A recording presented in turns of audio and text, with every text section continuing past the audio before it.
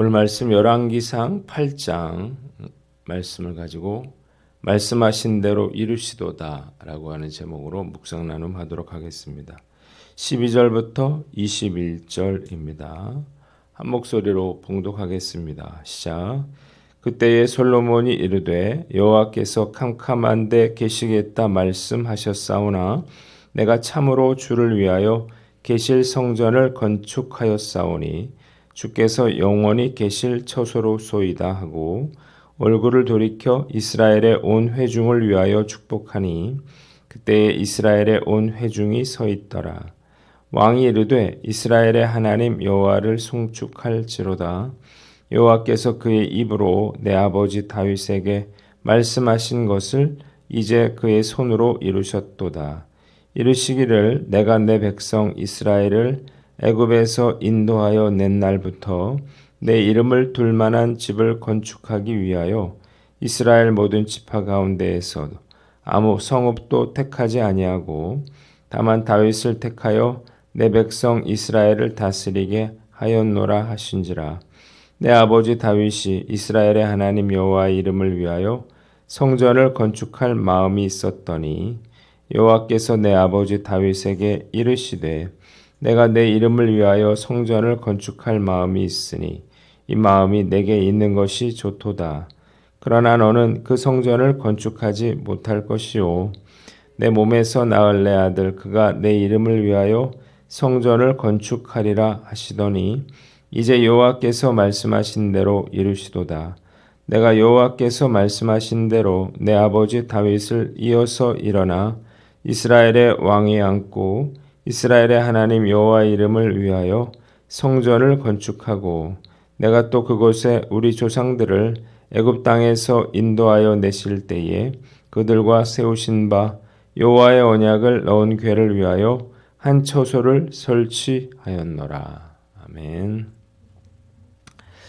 솔로몬은 봉헌사로 그가 성전을 건축하게 된 이유를 설명하고 이 일은 하나님께서 다윗에게 약속하신 것을 손수 이루신 일이라 이렇게 말했습니다. 본문을 세 부분으로 나눠서 생각해 봅니다. 먼저 12절로 13절인데요. 13절을 봅니다. 한번 따라해 봅시다. 내가 주를 위하여 성전을 건축하였사오니 주께서 영원히 계실 처소로소이다.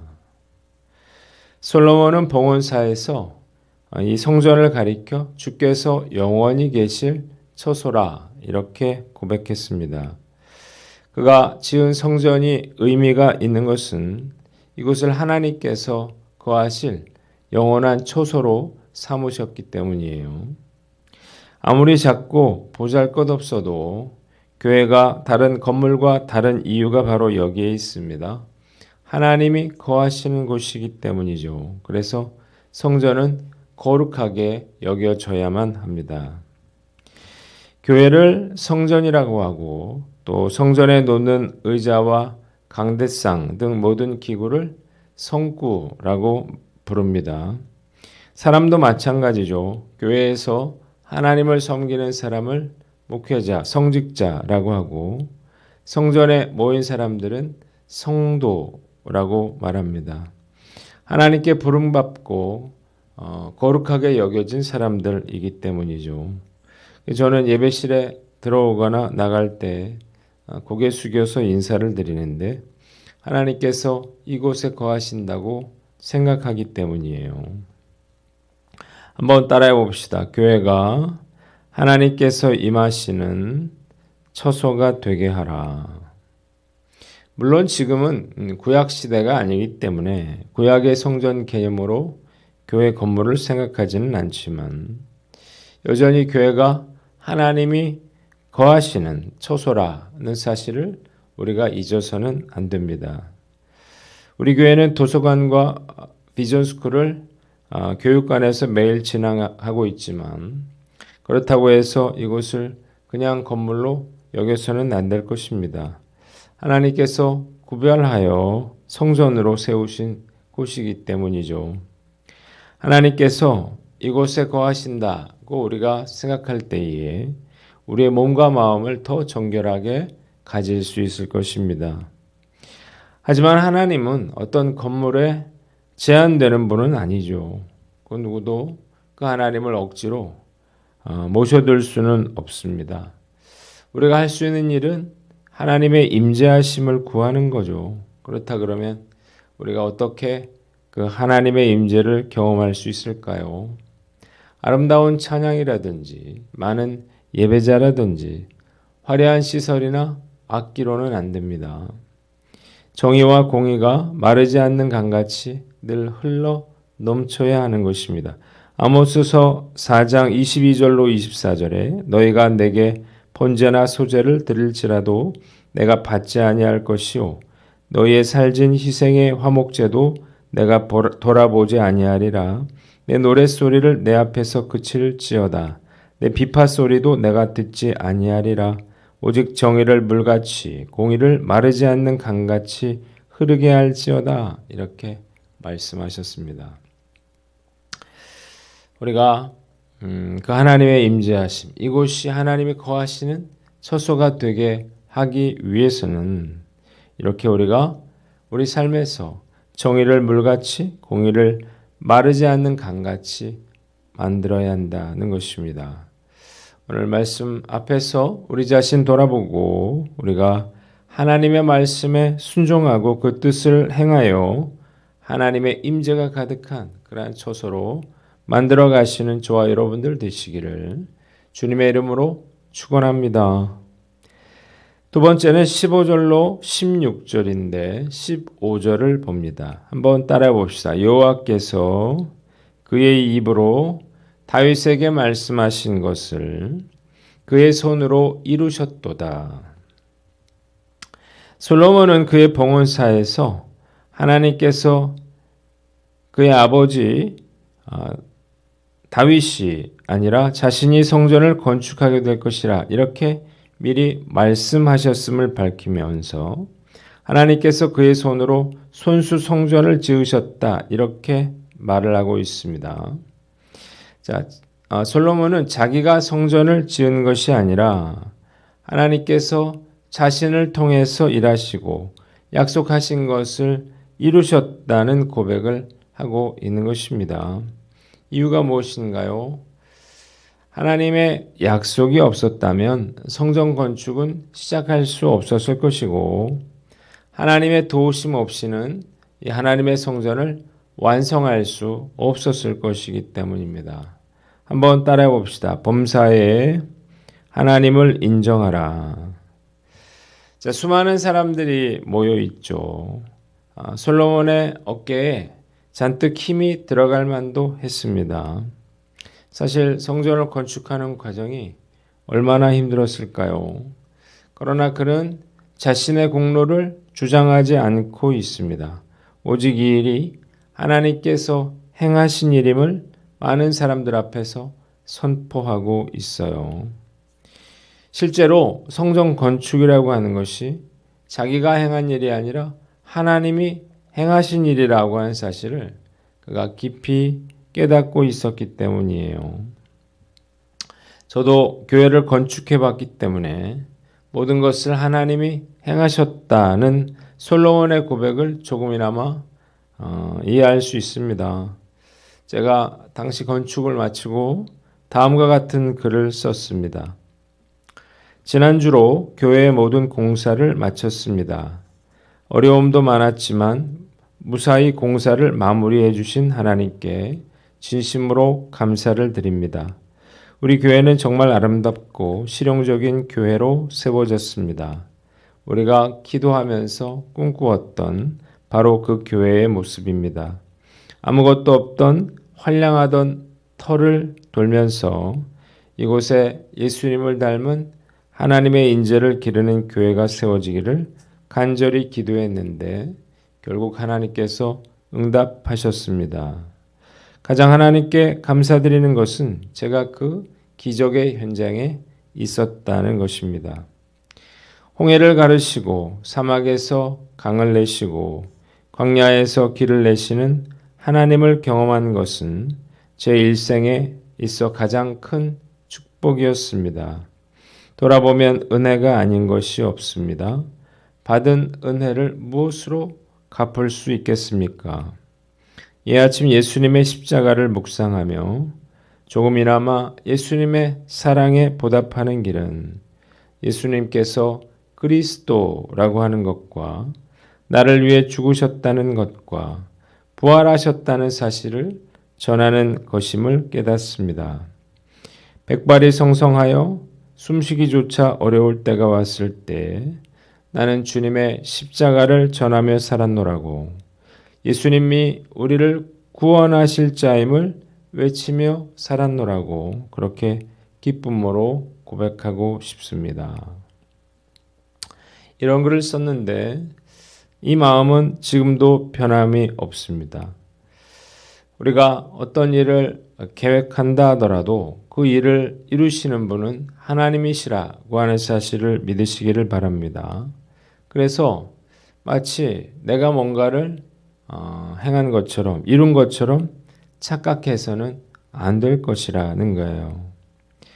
지금도 살아계셔서 말씀하시고 일을 이루시는 하나님을 인정하고 겸손하게 찬양과 영광을 올려드려야만 하는 것입니다. 오늘 나는 어떤가 살펴보고 범사에 하나님을 인정하며 어떤 상황에서도 하나님을 신뢰하는 저와 여러분들 되시기를 주님의 이름으로 축원합니다.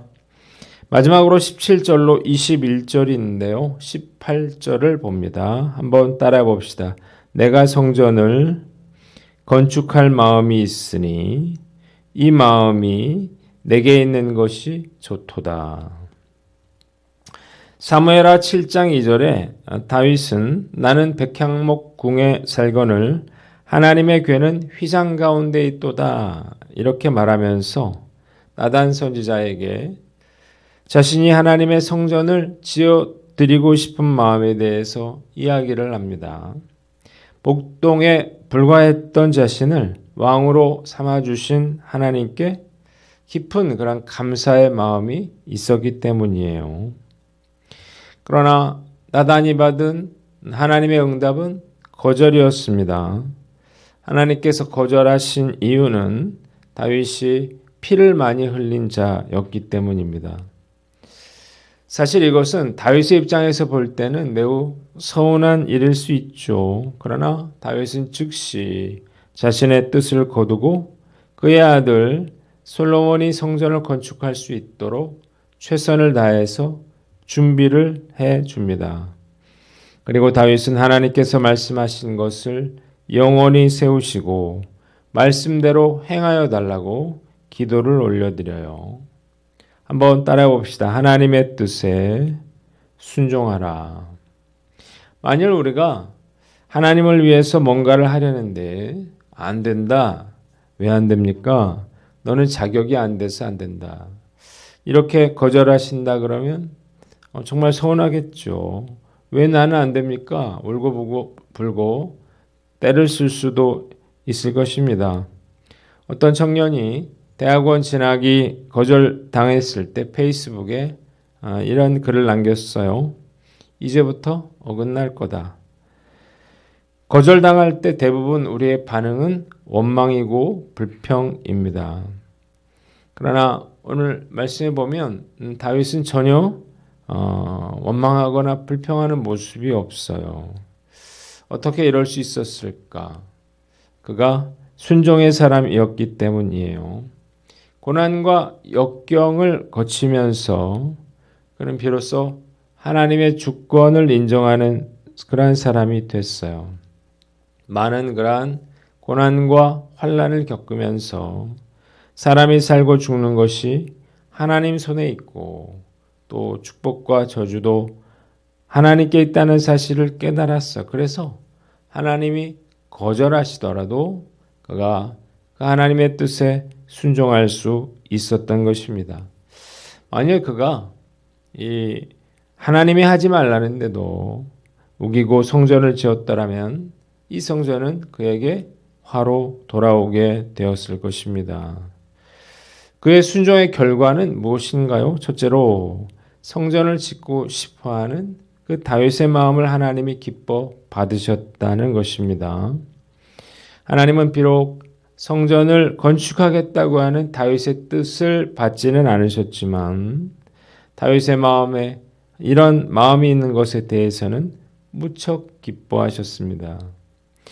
자, 내가 지금 하려고 하는 일이 하나님이 원하시는 일인지 아니면 내가 원하는 일인지를 우리가 분별해야 할 것입니다. 우리가 하나님이 원하시지 않는 일이라면 해서는 안 됩니다. 하지 않는 것이 하나님을 위하는 것이고 또 하나님을 기쁘시게 해드리는 일이기 때문이에요. 자식이 부모에게 뭔가를 해줄 때 그것 자체가 고맙다기보다는 그런 마음을 갖고 있다고 하는 것 자체가 큰 감동이 되는 것입니다. 하나님도 마찬가지죠. 성전이라고 하는 건축물이 아니라 다윗의 하나님을 향한 그 마음을 기뻐하신 거예요. 둘째로 솔로몬이 성전을 건축한 후에 여호와께서 아버지 다윗에게 말씀하신 것을 이제 그의 손으로 이루셨다. 이렇게 고백하므로 성전 건축이 하나님께서 다윗에게 말씀하신 것이 이루어진 것임을 모든 사람들로 알게 했다는 것입니다. 뭔가 큰 일을 해야만 하나님이 기뻐하실 것이라는 그런 생각을 버려야 합니다. 작은 일이라도 하나님이 원하시는 일을 할 때 하나님 기뻐하시는 거예요. 그리고 하나님이 원치 않은 일은 하지 않을 때 또 하나님이 기뻐하실 수도 있는 것입니다. 하나님이 원치 않으신다면 내가 할 수 있음에도 불구하고 하지 않는 것, 이것도 매우 중요한 일이에요. 말씀 앞에서 한번 생각을 해봐요. 저는 늘 뭔가 큰 일을 이루어서 하나님을 기쁘시게 해드리고 싶었습니다. 그러나 마음만 있을 뿐 현실은 뭐 하나 제대로 하지 못하는 저의 모습이 부끄럽고 안타까웠는데 둘 다 잘못됐다는 것입니다. 큰 일이 아니라 작은 일이라도 하나님이 허락하신 일을 해야 하는 거고 비록 사람들이 알아주지 않는다 하더라도 낙심하거나 초라하게 생각해서는 안 될 것이기 때문이에요.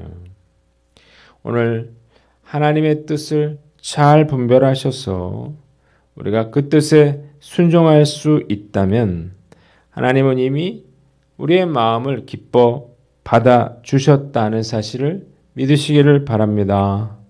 이 하나님의 뜻을 잘 분별하여 우리가 하나님의 마음을 기쁘게 해드리는 믿음의 사람 되시기를 주님의 이름으로 축원합니다.